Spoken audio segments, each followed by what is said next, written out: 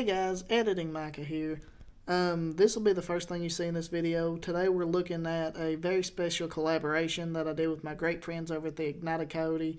If you guys haven't checked out their channel and videos, I 100% recommend it. They are great people. They've been so great to help me, and they'll help anyone any way they can. They make great content. I just 100% recommend you guys go and check them out, and I'll link them in the description of this video.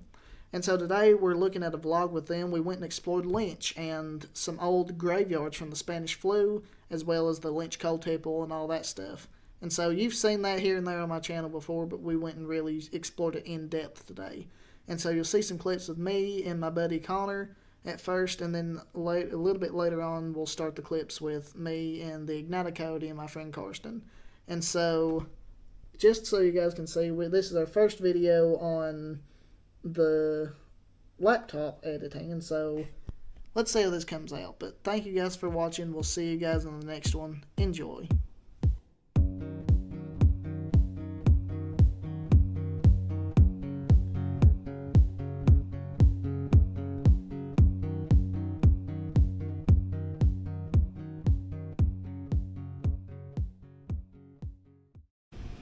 I'm glad they can't jump. Look at all the larvae. Yeah.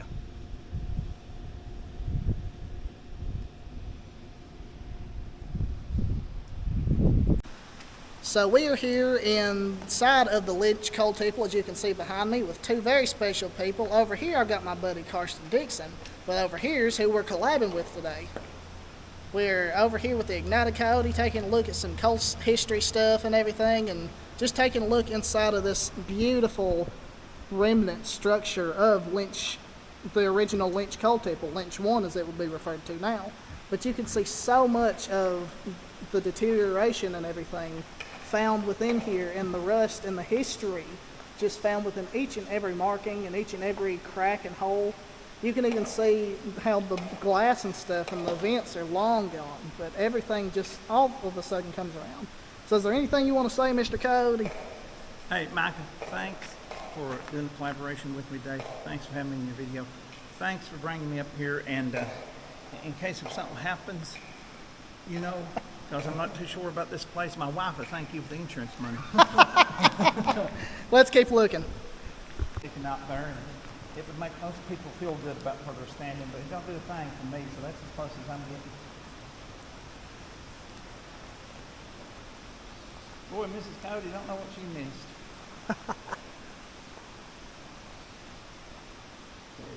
So you can see the huge belt rollers right there. Those things would have to be oiled consistently. But that right there is exactly what would pull the belt through all the way, dump the coal, and come right back underneath just as it shows there. And you can see the platforms where somebody might have been standing and taking samples, for example, up top. Yeah, the belt's still, that's why, there's the belt. And you can see also all of the excess coal that's still here from the last day that they ran. And when would that be? That would have been, you should have been towards the summer, fall months of 1991. And well, the tracks. For me, that's not all that long ago. It's something that I was never fortunate enough to see.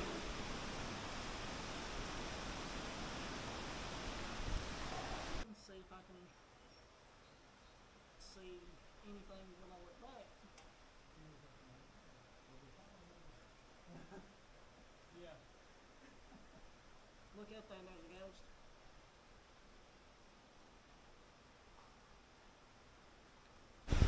And so you guys have just seen something that I haven't, and I won't see that until I play this video back. But that's kind of a look at the loadout booth and what all that would have looked like back in the day. There's probably nothing left, but still, there we go.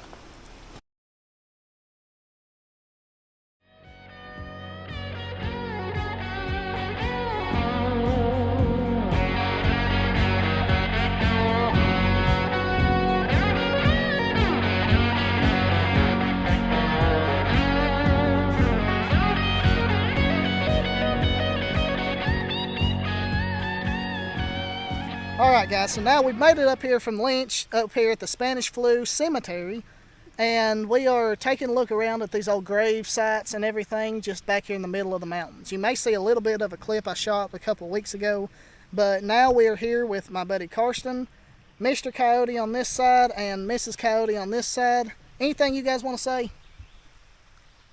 It's great collaborating with you, Micah. We're having a ball today, except for the ticks and snakes. Other than that, it's great.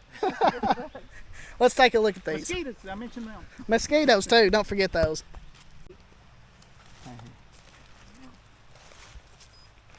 And here's another stone. It appears to be in a, what was you saying, Karsten? This is actually like Russian that you would speak nowadays. Like this is more of a modern Russian, as the other gravestone over there is more of like a branch of Russian that has kind of faded away. You know, like ancient Greek and stuff like that. This seems more like a modern Russian, so a lot easier to translate and stuff. I've actually talked to a guy, this may be the one he mentioned though, that one tombstone ended up translating to a slave for God. And so that kind of puts into perspective, and by the look of this, I'm seeing 1918 on this one too. And so I would say 1885 and 1919. Yes. Or That looks something like that. looks like two older graves, possibly, with a smaller one in the middle. kids. Yeah, because it's Maybe a family Yeah, it's sad. that was wiped out, and there's one of those crosses. And here in this circle of flag truly heartbreaking. is Micah told us the mass grave. Is that like a little stone rock there, just marking it? Mm-hmm. So go ahead and tell them what you've... It looks like a family, like a little baby in the middle, and maybe two older kids, or even mom and dad on the side. I mean, And that's truly heartbreaking because, Yeah. like he mentioned earlier, it shows the extent and of you can very well tell these are because they're yeah. sunk. Yeah. sort of sunk in. And then That this one spot, small, yeah. I never acknowledged that last time. But it really is kind of heartbreaking to kind of see how... Yeah, that it was so Yeah, there's a cross, devastating. and that could possibly be a child's. If it is, it would be like the parents or maybe the grandparents Or two and a older child kids. that died from it, or two older kids. Yeah, that it was really. You know, time goes by, I read on that. It was really and bad. and we kind of, you know, the hurt goes away because the generations have passed away. But for these people, it was as real as anything that's happened to us in the past few years. With what we just had, that scare. This is really a lot worse than that in so many ways. And also, you know, the treatment folks got for the pandemic we had, especially where it attacked the lungs, they didn't have that treatment back then. You know, standing here, it's just overwhelming because that goes way out there, and there's a lot of coverage right Yeah. here.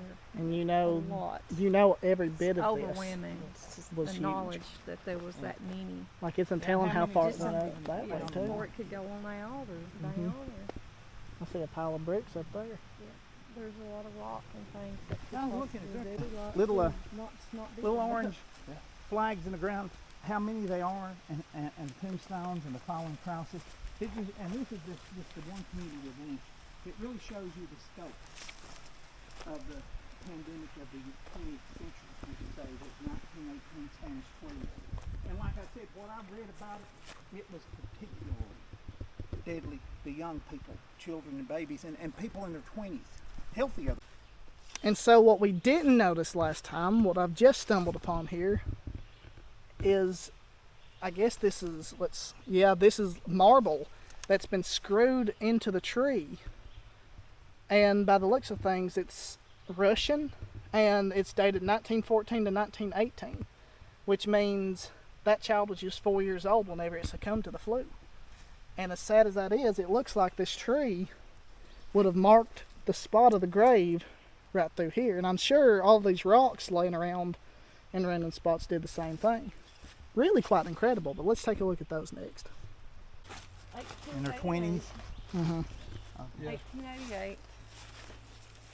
Yes, she was 30. This is actually a beautiful stone carve. It's a rock, but it's had this carving in it. And it looks like an Italian girl, which there was a lot of immigrants here. And she was what, about 30? 30, yes. Yeah. So yeah, like I said, what I read is the Spanish flu hit the young folks worse than it did the older.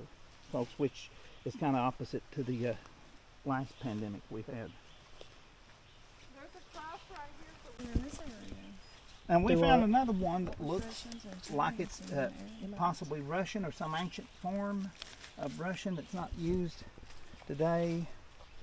We know nothing about this. Help us, folks. Anybody that does, please post in the comments and tell us. But there was a lot of immigrants here.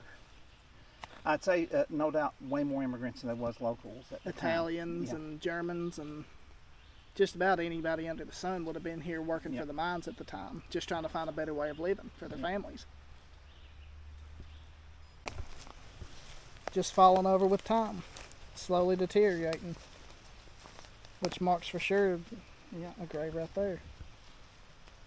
Now, folks, if you come around this cemetery, any cemetery like this, especially one that they're working as a historical site, walk around, look around, make a video, but don't move anything. I mean, even like this little cross here, leave it exactly where you find it. Just be respectful. Yes, yes.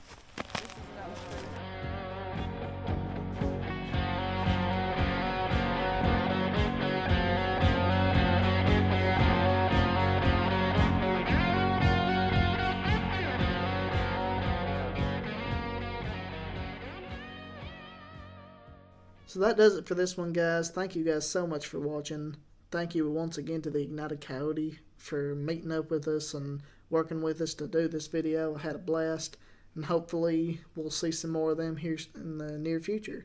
Stay tuned. We got several more videos on the way. A lot of mine rescue and local stuff, and before too long, maybe even some more train content. So stick around, and we'll catch you guys in the next one.